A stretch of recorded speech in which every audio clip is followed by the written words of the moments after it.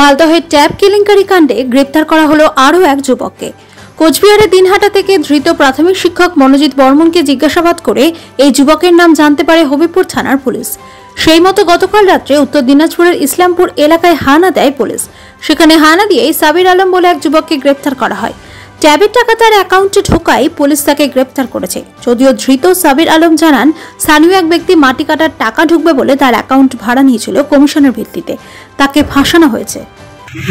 আমার কাছে ওই যে আসছিল একটা ছেলে বলছিল মাটির যে টাকা ঢুকে বলে 10,000 টাকা ঢুকবে তোর অ্যাকাউন্টে, আমি অ্যাকাউন্টটা দিয়েছি। তারপর টাকা ঢুকাইছে, টাকা ঢুকার পরে আমাকে কতদিন হয়ে গেছে টাকা ঢোকার, ওই আবার টাকা নিয়ে নিয়েছে, আমাকে এখন ধরে নিয়ে আসছে। দেখি কি হয়। কত টাকা ঢুকেছে? 10,000। বাড়ি কোথায় আপনার? আমি এত নামটা বলতে পারবো না, কি হয় আমার কাছে চাইছি। কালকে রাতে নাম কি? সাবির আলম। বাড়িতেই থাকে, বাড়িতে কাজ করি।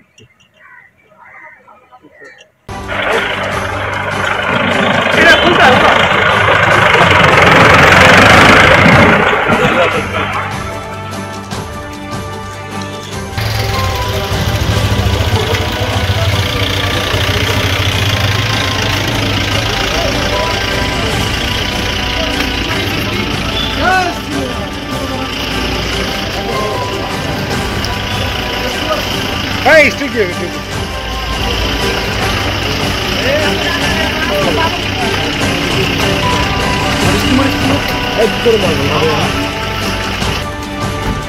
আপনার এখনো কত টাকা ঢুকেছিল? আপনার এখনো কত টাকা ঢুকেছিল?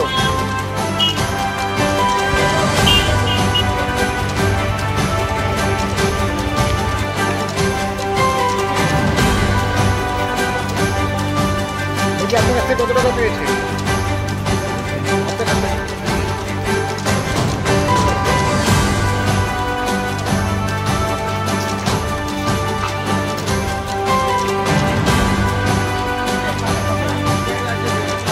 পাথর ছাড়াই প্রতিকার সম্ভব। মালদার প্রাচীনতম ভৃগু বংশ জ্যোতিষী পণ্ডিত এস শাস্ত্রী।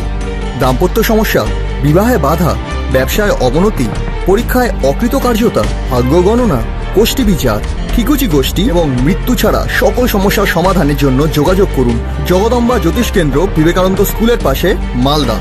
মোবাইল 09730278332 অথবা 09332056956।